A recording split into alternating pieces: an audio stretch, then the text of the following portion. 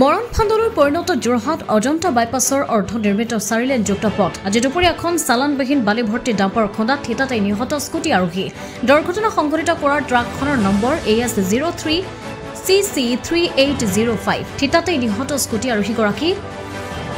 যোৰহাট বালিগাঁও নিবাসী লোহিত দত্ত বুলি জানিব পৰা গৈছে মৃতদেহটো মৰণোত্তৰ পৰীক্ষাৰ বাবে যোৰহাট চিকিৎসা মহাবিদ্যালয়লৈ প্ৰেৰণ কৰা হৈছে আৰু প্ৰেৰণ কৰিছে যোৰহাট আৰক্ষীয়ে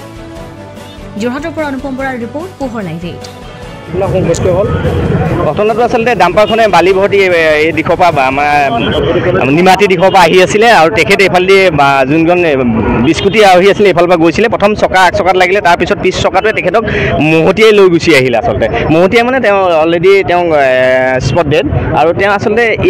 এই আমি আপোনালোকৰ মাধ্যমৰ যোগে জনাব বিচাৰিছোঁ যে এই বস্তুটো আচলতে মৃত্যু এটা ফান হৈ আছে মানুহৰ দিশ নাইকিয়া হৈছে 5টামান ৰাস্তা মানুহ ক'ত যাব কি কৰিব আচলতে এই খুব দুখ লগা অৱস্থা এটা হয় আমি ওচৰৰ যদি আমাৰ বিপদ হৈ যায় মানে কোনফালে যাম কেনি যাম সেইকাৰণে আমি প্ৰশাসনক অনুৰোধ জনাইছোঁ যে ইয়াত এটা ধুনীয়া দিশ বোলে এইফালে শিৱসাগৰ যাব এইফালে ক'ত যাব তেওঁ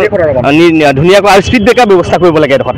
আমাৰ ওচৰৰ যিসকল মানুহ বা দয়াগাঁও মানুহ শিৱসাগৰ মানুহ বা ওচৰৰ যিখিনি বাসিন্দা তেওঁলোকক আচলতে সুৰক্ষিত কৰিব লাগে আমাৰ জিলা প্ৰশাসনে যাতে স্পীড ব্ৰেকাৰ ব্যৱস্থা কৰিব লাগে আৰু ইয়াত অকণমান স্পীড ব্ৰেকাৰ অকণ বেছি ব্যৱস্থা কৰিব লাগে যাতে চবেই শ্ল'কৈ যায় আৰু ৰাইজৰ আৰু জনসাধাৰণৰ প্ৰাণ বাচে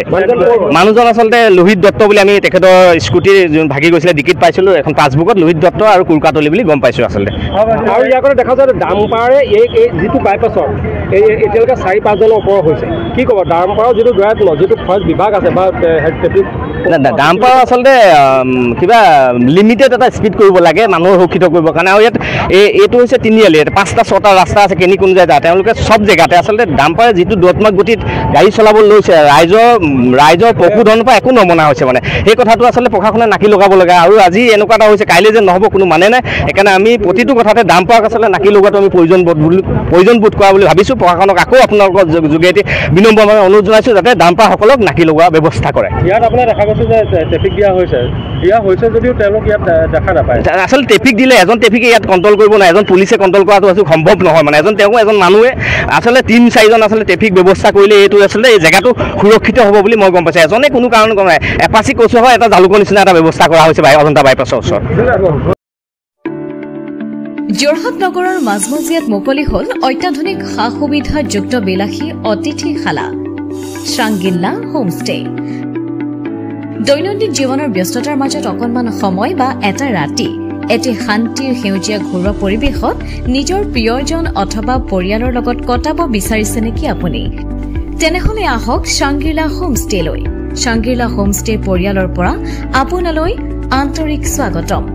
হয় এটা অসমীয়া ঘৰুৱা পৰিৱেশৰ লগতে আপোনালোকে ইয়াত লাভ কৰিব শ্ৰাংগিল্লা পৰিয়ালৰ উষ্ণ আতিথ্য আৰু অসমীয়া থলুৱা খাদ্য সম্ভাৰ তদুপৰি আমাৰ ইয়াতে আছে আহল বহল আৰামদায়ক অধিক সুবিধাযুক্ত শীততাপ নিয়ন্ত্ৰিত কোঠা 24 ঘণ্টাই বিজুলী সৰবৰাহৰ লগতে জেনেৰেটৰৰ সুবিধা আৰু শক্তিশালী চিচি কেমেৰাৰ ব্যৱস্থা বিনামূলীয়া ৱাইফাই সুবিধা কাৰ পাৰ্কিঙৰ ব্যৱস্থা ন্যূনতম মূল্যত গাড়ী চালকৰ বাবে কোঠালিৰ ব্যৱস্থা লগতে আপোনাৰ প্ৰমোদৰ বাবে উপলব্ধ এখন মুক্ত টেৰেছ য'ত মুকলি আকাশৰ তলত আহাৰ গ্ৰহণৰ আনন্দ লাভ কৰিব পাৰিব